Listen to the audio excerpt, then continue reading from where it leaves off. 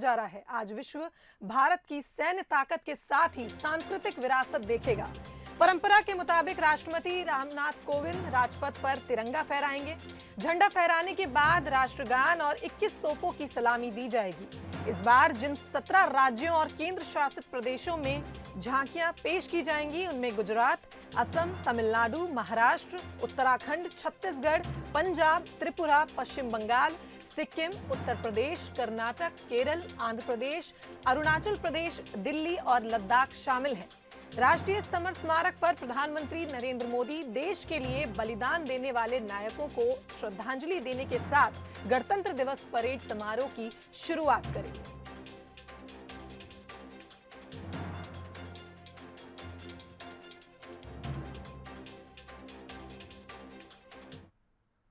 आज देश 72वां गणतंत्र दिवस मना रहा है। मध्य प्रदेश में गणतंत्र दिवस की धूम है। सीएम शिवराज सिंह चौहान रीवा में झंडा फहराएंगे, साथ ही प्रदेशवासियों को संबोधित करेंगे। सीएम रीवा पहुंच चुके हैं और सीएम शिवराज सिंह चौहान परेड की सलामी लेंगे। इसके साथ ही 31 जिला मुख्यालयों पर मंत्री परिषद के सदस्य जिला स्तरीय गणतंत्र दिवस समारोह में राष्ट्रीय ध्वज फहराएंगे और सीएम के संदेश का वाचन करेंगे। मंत्री डॉक्टर नरोत्तम मिश्रा दतिया, गोपाल भार्गव सागर, तुलसी सिलावट इंदौर तो भूपेंद्र सिंह जबलपुर में झंडा फहराएंगे।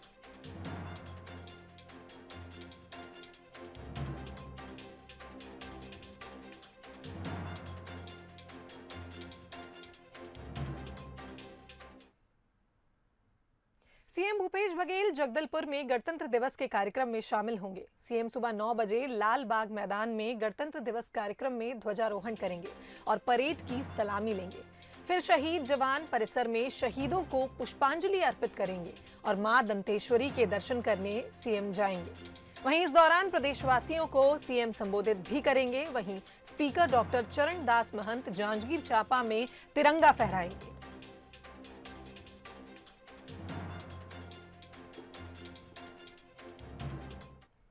गणतंत्र दिवस पर आज किसान नए कृषि कानूनों के खिलाफ ट्रैक्टर परेड निकालेंगे। ट्रैक्टर रैली को देखते हुए सुरक्षा के खासे इंतजाम किए गए हैं।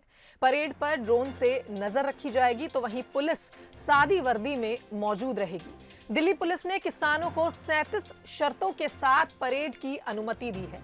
रैली का समय दोपहर 12 बजे से शाम 5 बजे तक रहेगा। वहीं रैली में 5000 ट्रैक्टर और करीब इतने ही लोग शामिल होंगे। वहीं ट्रैक्टर रैली के एक दिन पहले गृह मंत्री अमित शाह के आवास पर हाई लेवल बैठक हुई। बैठक में गृह सचिव, Delhi police commissioner, IB chief और दोनों गृह राज्य मंत्री शामिल हुए। केंद्रीय गृह मंत्री ने सुरक्षा बैठक के मद्देनजर बैठक बुलाई थी।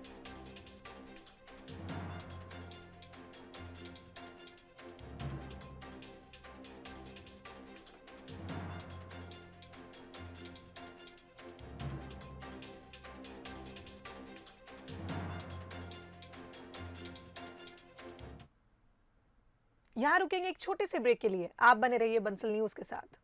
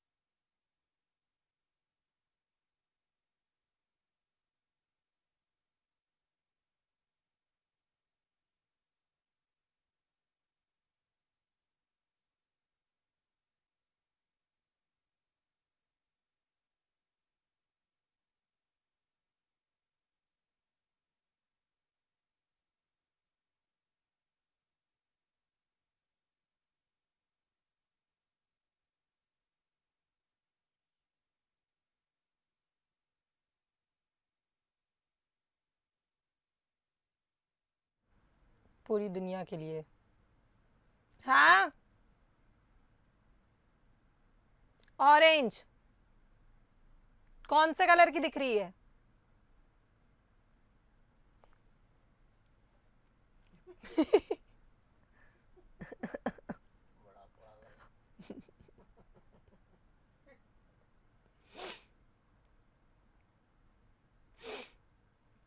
आज सुबह बहुत ठंड थी यार, मतलब क्या।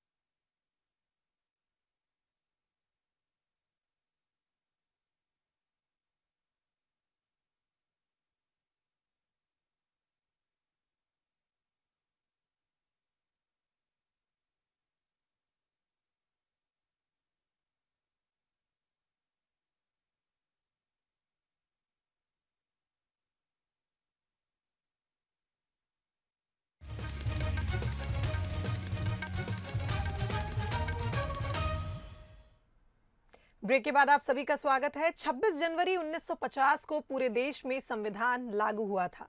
संविधान के बारे में सबने सुना है, लेकिन कम ही लोग होंगे जिन्होंने इसकी मूल प्रति देखी हो। आपके मन में भी इसे देखने की उत्सुकता होगी। आइए हम आपको दिखाते हैं।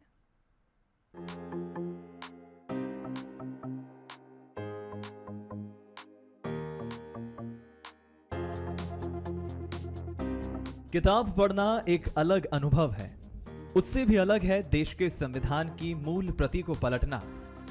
यह है संविधान की मूल प्रति। मध्य प्रदेश के ग्वालियर की सेंट्रल लाइब्रेरी में इसे सहेज कर रखा गया है।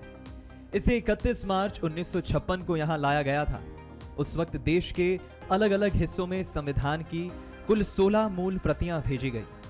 ग्वालियर मध्य प्रदेश का इकलौता शहर है जहां ये संविधान है। वास्तव में ग्वालियर वासियों के लिए और मध्य प्रदेश के लिए बहुत ही गौरवान्वित बात है कि ये जो संविधान की जो मूल प्रति है, जिस पर कि हमारा पूरा देश चल रहा है, उसकी जो मूल प्रति है वो हमारे ग्वालियर में हमारे सेंट्रल लाइब्रेरी में संरक्षित है। और ये जो आपकी संविधान की जो मूल प्रति है, इस मूल प्रति को हम आपके जो 3 राष्ट्रीय त्यौहार हैं, उन त्योहारों पे हम आम जनों के लिए देखने के लिए बाहर रखते हैं। लोगों में बहुत कौतूहल रहता है, बहुत उत्सुकता रहती है इस संविधान की मूल प्रति को देखने के लिए। ये जो हमारी संविधान की मूल प्रति हैं, ये 16 मूल प्रतियां इसकी तैयार की गई थी, जिसमें से एक मूल प्रति ये हमारे ग्वालियर में सेंट्रल लाइब्रेरी में है। संविधान की ये प्रति कई मायनों में खास है। इसके कवर पेज पर सोने के अक्षर अंकित हैं। इस बुक में कुल 231 पेज हैं, जिसमें अनुच्छेदों की जानकारी तो दी गई है, साथ ही संविधान सभा के सदस्यों के मूल हस्ताक्षर भी इस प्रति में मौजूद हैं। भीमराव अंबेडकर से लेकर डॉक्टर राजेंद्र प्रसाद और फिरोज गांधी तक के हस्ताक्षर इसमें देखे जा सकते हैं। यह जो है आपकी लिथोग्राफी पैटर्न पर आधारित है। इसमें जो लिखा हुआ वो हैंड स्क्रिप्ट है।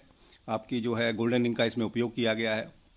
और ऐसा कहते हैं कि यह करीब जो इसके पेपर्स हैं वो करीब आपका 1000 साल तक सुरक्षित रहेंगे, अगर इनको हम प्रॉपर तरीके से रखते हैं तो पेपर में कोई खराबी नहीं। ये जो आपकी संविधान की मूल प्रति है, ये जब ये संविधान तैयार किया गया था तो उसमें संविधान सभा के करीब 299 सदस्य थे। उन सभी 299 सदस्यों के संविधान के अंतिम पृष्ठों पर उन सभी के साइन हैं।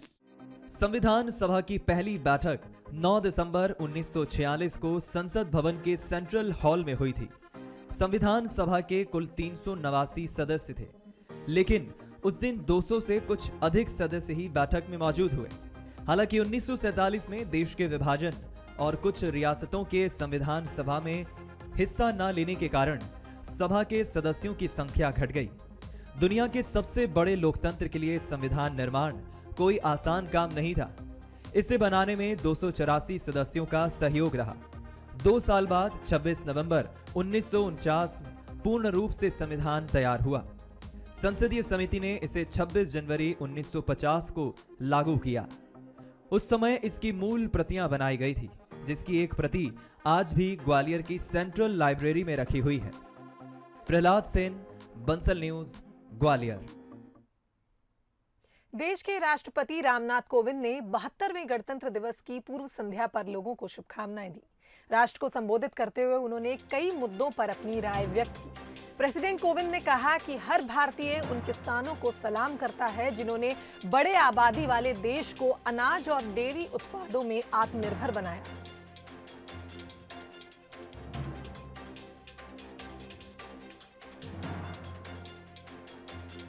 विशाल आबादी वाले हमारे देश को खाद्यान्न एवं डेयरी उत्पादों में आत्मनिर्भर बनाने वाले हमारे किसान भाई बहनों का सभी देशवासी हृदय से अभिनंदन करते हैं।